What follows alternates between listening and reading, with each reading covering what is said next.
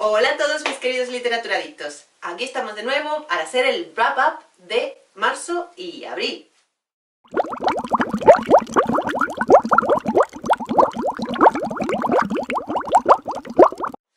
En marzo y abril leí un total de 11 libros de ficción.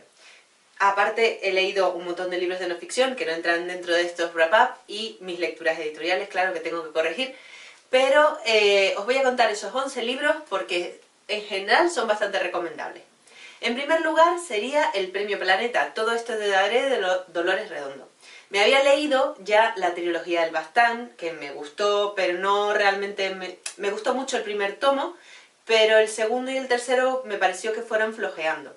En cambio, este libro, Todo esto te daré, me parece un libro redondo. La historia comienza cuando el protagonista, que es un escritor, descubre, le notifican que su marido se ha muerto en Galicia.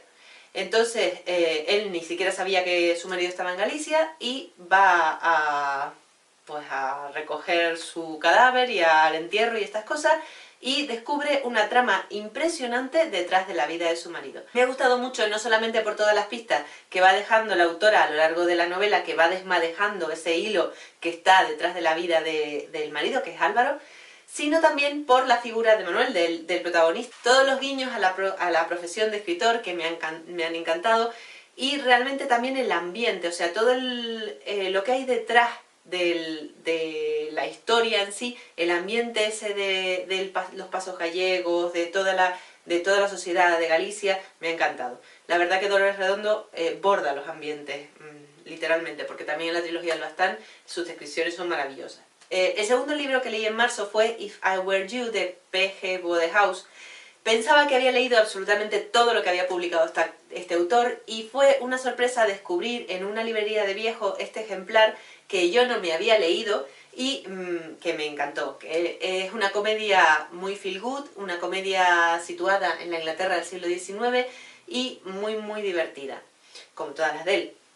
El tercer libro que leí fue la segunda parte de la biología Destino de Abril Camino, 6 años después de la primera parte que ya os conté en el wrap-up de enero y febrero, que os lo dejo por aquí si queréis verlo. Los dos protagonistas se encuentran en una situación bastante tensa. Realmente me ha gustado porque no es un libro de literatura erótica al uso. Las situaciones en las que pone a los protagonistas son situaciones muy cotidianas, muy del día a día, en las que te puedes identificar perfectamente y que están muy lejos de las nubes rosas de la novela ideal. Es una historia de romántica adulta, muy erótica, que creo que es disfrutable y le puse 4 estrellas en Goodreads. Es una historia de romántica adulta, muy erótica, que creo que es disfrutable y le puse 4 estrellas en Goodreads. El cuarto libro ya os hice una reseña aquí en el canal mucho más extensa, y fue Su muerte gracias, de Abel Amuchategui. Es un libro de ficción absurda en el que el protagonista se dedica a conseguir que sus clientes cometan un suicidio. Os lo dejo por aquí la reseña por si queréis verla con más detenimiento, y le puse 4 estrellas en Goodreads. El quinto libro que me leí en estos 2 meses fue Patricia Brent Solterona, de Herbert Jenkins. Es una comedia feel good, situada también en el principios del siglo XIX, en el que Patricia es una solterona que oye como la gente que vive en su pensión se compadece de ella por estar soltera. Bueno, tener en cuenta que son principios del siglo XIX, ¿vale? Que la comedia está escrita en esa época. Y entonces decide fingir una cita con un novio ficticio, ¿no? Y llega a la cita, resulta que la gente que está en la pensión la sigue para comprobar quién es su novio, y entonces ella se planta delante de un chico y le dice: sígame la corriente. Una de las cosas buenas de la novela, aparte del humor de los personajes y tal, es el trasfondo de la posguerra después de la Primera Guerra Mundial. Sin embargo, creo que se podría haber sacado mucho más jugo de las situaciones cómicas, y por eso le he puesto 3 estrellas en Goodreads. Me ha gustado, pero no me ha encantado. El sexto libro es La primera estrella de la noche, de Susan Elizabeth Phillips.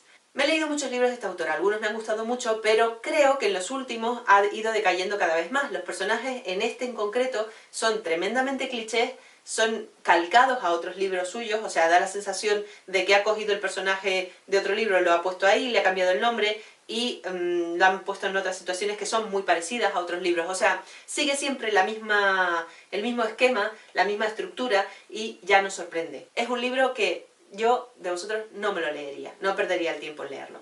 El siguiente libro era un libro al que le tenía muchas ganas y que no llegó a colmar mis expectativas. A lo mejor es precisamente por eso, porque tenía muchas expectativas. Es un libro escrito a 3 bandas, se llama Por una rosa y está escrito por Laura Gallego, Benito Taibo y Javier Ruesca. Se trata de 3 cuentos que versionan La Bella y la Bestia. El cuento de Laura Gallego me gustó, pero no me llenó. Coge uno de sus personajes de Todas las hadas del reino, quizás uno de los personajes que menos me gustaba de Todas las hadas del reino, por eso a lo mejor no me gustó tanto, y lo introduce dentro del cuento de La Bella y la Bestia. La idea es original y el cuento está bien. El segundo, el cuento de Benito Taibo, no me gustó, así de claro. O sea, no había leído nada de Benito Taibo y me chocó mucho dentro de los otros 2 cuentos. O sea, no, me pareció que salía totalmente de contexto y no me gustó su forma de escribir.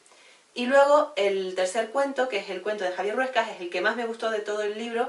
Me parece un cuento redondo. Le ha sacado muchísimo jugo al mito de La Bella y la Bestia y creo que es un cuento muy bueno. Entonces, realmente le he puesto 3 estrellas porque pues hay mucho desequilibrio entre los cuentos. El siguiente libro, también es de Laura Gallego, es Cuando me veas. Una adolescente se transforma, cuando se pone muy nerviosa, se hace invisible. Y empieza a usar ese poder de hacerse invisible para luchar contra los malos. Así dicho así, parece como un trozo de Los Increíbles. Al libro le he puesto 4 estrellas en Goodreads por varias cosas. Lo primero es porque la protagonista está metida en un ambiente multirracial y Laura Gallego ha tenido la suficiente pluma como para poder recrear todas esas razas ahí combinadas.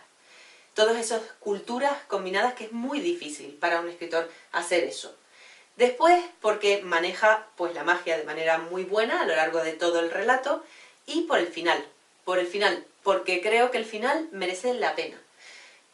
Puede que a alguien no le guste este libro porque se sale por completo de la tónica de Laura Gallego, pero a mí me parece una apuesta muy arriesgada por su parte y creo que ole sus huevos.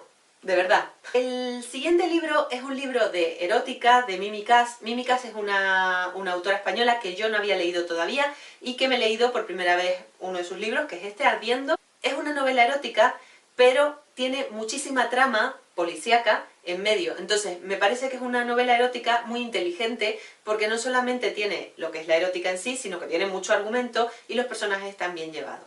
Los 2 últimos libros son el tercer y cuarto libro de la saga de Brandon Sanderson, Alcatraz contra los bibliotecarios malvados.